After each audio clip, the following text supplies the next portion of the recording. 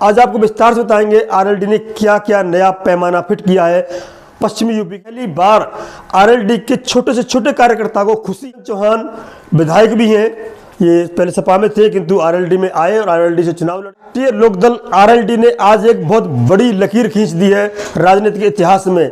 आपको अच्छी तरह पता होगी, बागपत यानी चौधरी चरण सिंह परिवार एक दूसरे के पर्याय बने हुए थे, लेकिन चौधरी जयंत ने ऐसी लकीर खींच दी है, इतनी बड़ी लकीर खींच दी है, एक साधारण से एक फकीर को, एक चौधरी चरण सिंह को या आरएलडी के सिपाही को बागपत से प्रत्याशी बना करके।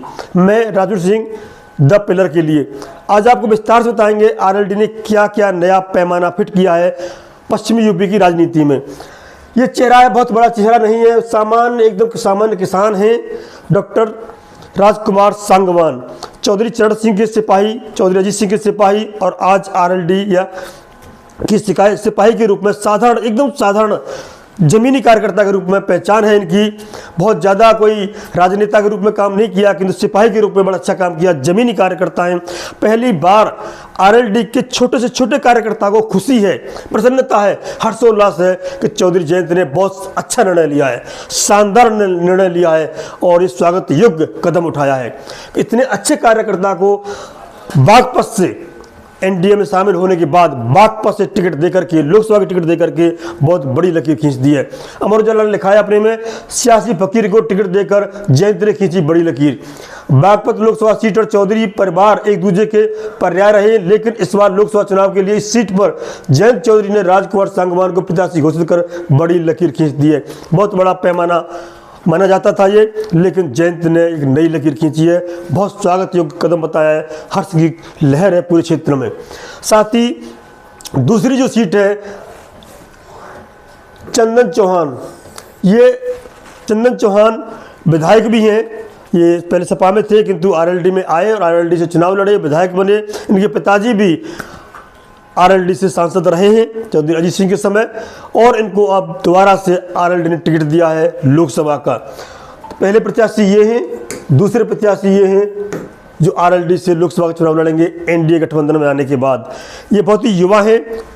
डॉक्टर सांगवान जाट समाज से आते हैं, ये गुर्जर समाज से आते हैं, गुर्जर समाज से आते हैं। तो बड़ा सोशल इंजीनियरिंग का जो गठजोड़ होता है या सामाजिक ताना बाना का जो बनावट होती है क्षेत्र में, उसको पूरा ध्यान रखा गया। ऐसा ही नहीं है, आगे और सुनिए क्या होता है। एक और नेता हैं अनिल कुमार, देखिए आप, ये अनिल कुमार, ये एससी वर्ग से आते हैं। इन्होंने शपथ दिलाई है यूपी में कैबिनेट मंत्रालय में। लखनऊ से न्यूज है कि आरएलडी के कोटे से दलित वर्ग से आने वाले अनिल कुमार को मंत्रिमंडल में स्थान मिला है, यानी जाट, गुर्जर, दलित तीनों को साधा है। ऐसा ही नहीं है, एक और न्यूज है, मथुरा से अपना बलिदान देने के बाद, मथुरा की माठ सीट है, जयंत चौधरी ने 6 बार के श्याम सुंदर विधायक को हराया था, उसको री इलेक्शन में वो जीत गया था, अलग बात है, लेकिन वहाँ के धुरंधर नेता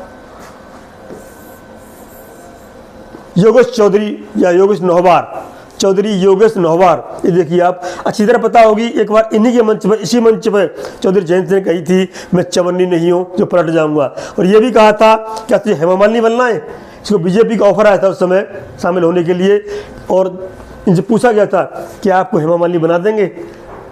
वो दोनों शब्द इसी नौहवार के कॉन्स्टिट्यूंसी यानी माठ के हैं, लेकिन माठ समाजवादी पार्टी ने अपनी जिद के कारण लाठर को दे दी थी और साइकिल चुनाव चल रहा था, वहाँ से हार गए। बुरी तरह हारना तय था वो तो, क्योंकि आरएलडी का क्षेत्र होने के बाद साइकिल पर नहीं जीत सकता था। बहुत बड़ी गलती की थी उस समय अखिलेश यादव ने, और उसी का इनाम मिला है आज योगेश नौहवार को, जो एमएलसी यानी कि विधान परिषद का टिकट फाइनल किया है। तो जयंत चौधरी ने पश्चिम यूपी का जो ताना बाना बना है, उस ताने बाने की बात करेंगे, पश्चिम यूपी में क्या प्रभाव है चौधरी जयंत का। लेकिन अभी जो इन्होंने टिकट वितरण किया है, बहुत शानदार किया है, स्वागत योग्य कदम किया है। क्योंकि मेरठ एरिया में ठीक है, ब्रज मंडल की बात करें तो ब्रज मंडल के लिए क्या दिया आरएलडी ने, ये बात उठती थी। तो आज ये कह नहीं सकते आप, ब्रज मंडल के लिए भी, ब्रज क्षेत्र के लिए भी योगेश नौवार को एमएलसी बना करके ये साबित कर दिया है कि जयंत चौधरी पूरी पश्चिमी यूपी के लिए जहाँ उसका वोटर है सबको साथ देने के लिए तैयार हैं, सहमत हैं, उनके कंधे से कंधा मिलाकर चलने को तैयार हैं। तो ये 2 लोकसभा टिकट देना, तीसरा मिनिस्टर बनाना दलित वर्ग से, और चौथा एमएलसी देना जो ब्रज क्षेत्र को संतुष्ट करना, ये चौधरी जयंत की आज की बड़ी न्यूज है। देखिए ये है, रानौत कोटे से अनिल कुमार को मंत्री बनाया जा सकता है, थोड़ी पहले ही न्यूज आई है किंतु बना दिया गया है, हटा सकते हैं, सकता हटा देते हैं। उन्हें राज्य मंत्री स्वतंत्र प्रभार की जिम्मेदारी सौंपी जा सकती है। अनिल कुमार मुजफ्फरनगर पुरकाजी से, देखिए पुरकाजी सुरक्षित सीट से विधायक हैं, आरएलडी से तीसरी बार विधायक चुने गए। रालोद ने दलित साधने के लिए अनिल का नाम आगे किया है। इससे पहले अशरफ अली और राजपाल बालियान का नाम आगे था। जी हाँ, अशरफ अली, मैं दिखाता हूँ आपको, अशरफ अली अल्पसंख्यक से विधायक हैं और राजपाल बालियान जाट समाज से विधायक हैं। पर इनका नाम आगे था, लेकिन वो नाम ड्रॉप करके इनका नाम चला जाए क्योंकि जाट, गुर्जर और दलित का गठजोड़ जयंत के लिए मजबूरी है। अब बात आती है पश्चिम यूपी की। लोकसभा 27 सीटें आती हैं पश्चिम यूपी में, 27 सीटें हैं लोकसभा की। मैं बड़ा कर देता हूँ, थोड़ा सा समझ में आ जाएगा आराम से। 27 सीटों में करीब 24, पूरी यूपी की बात करें, यूपी की आबादी 24 करोड़, 24.14 या 24.14 करोड़ की आबादी है पूरी यूपी की, सिर्फ 35 लाख आबादी जाटों की है। बात करें कुल 80 सीटें हैं, लेकिन पश्चिम यूपी में 27 सीटें, पश्चिमी यूपी में करीब 27 सीटें आती हैं लोकसभा की।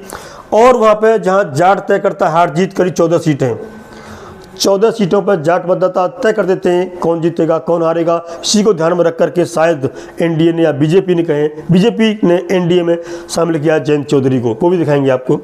कितने प्रतिशत? 15% ज़्यादा वोट 76, 15% ज़्यादा जाट लोग हैं, वह 76 विधानसभा आती है ऐसी, और करीब 30 से ज़्यादा है वो 24 क्षेत्र ऐसे हैं जहाँ 30% से ज़्यादा हैं। तो ये पश्चिम यूपी का जाटों का आंकड़ा है, इसे ध्यान में रख करके शायद ये किया गया हुआ। देखिए ये 27 जिलों की आबादी की दर्शाई गई है यहाँ पे।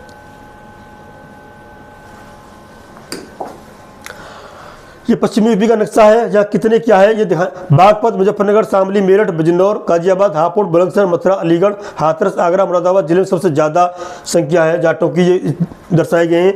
दूसरा थोड़ी कम है वहाँ पर, इसके अलावा है रामपुर, अमरोहा, सहारनपुर और गौतम बुद्ध नगर, यहाँ पर भी संख्या जो प्रभावित करती है लोकसभा चुनाव में। तो ये यहाँ का गणित है पश्चिमी यूपी का, उसी को ध्यान में रख करके ये कवायद की गई है। छोटी सी न्यूज पढ़ देता हूँ मैं आपको। पश्चिमी यूपी लोकसभा की 27 सीटें जिन्हें मेरठ, सहारनपुर, आरएलडी निर्णायक भूमिका निभाती रही है। 2019 में 14 सीटों में सिर्फ 7 सीटें पर बीजेपी की जीत मिली थी, जो 7 सीटों में से 4 पर बसपा, 3 पर सपा को जीत मिली थी। आरएलडी नहीं जीत पाई थी, लेकिन भूमिका पूरी थी और किसी कारण से बहुत छोटे से मार्जिन थे हरा दिया गया था, हार गए थे 2 सीटों को। इस बार मिशन 370 बीजेपी का मिशन है, 370 और एनडीए का 400, एनडीए का 400 का मिशन है इनका। तो पश्चिमी यूपी में जाटलैंड ने सभी 14 सीटों को जीतना चाहती है। इस वजह से बीजेपी ने रालोद के नेताओं को कैबिनेट में शामिल करके पश्चिमी यूपी में करीब 18% जाट आबादी को संतुष्ट करने का प्रयास किया है। चुनाव पर असर डालती है, यानी जाट समुदाय का एकमुश्त वोट पश्चिमी यूपी किसी दल की हार जीत तय कर सकता है। इसी को ध्यान में रख करके जयंत चौधरी और बीजेपी का गठजोड़ हुआ है। और जयंत चौधरी जो लकीर खींची है वो वास्तव में काबिल तारीफ है। जयंत चौधरी ने जो सीटों का बंटवारा किया है या लोगों को कैंडिडेट खड़े किए हैं, वो वास्तव में सबको अचंभित कर देने वाला है, स्वागत योग्य कदम उठाया है। सांगवान, बिल्कुल जमीन से जुड़े हुए नेता चंदन चौहान, युवा तेज तर्रार गुर्जर नेता अनिल कुमार सिंह, दलित नेता, विधायक हैं, मंत्री बनाया है, और नौवार को विधान परिषद में बैठा करके पश्चिम यूपी का जो ब्रज बेल्ट है उसको साधने का पूरा प्रयास किया गया है। यह है चौधरी जयंत की पश्चिम यूपी की राजनीति का एक सैंपल, एक बानगी जो आपके साथ द पिलर लेके आया है। तो बने रहें द पिलर के साथ। जय हिंद, जय भारत।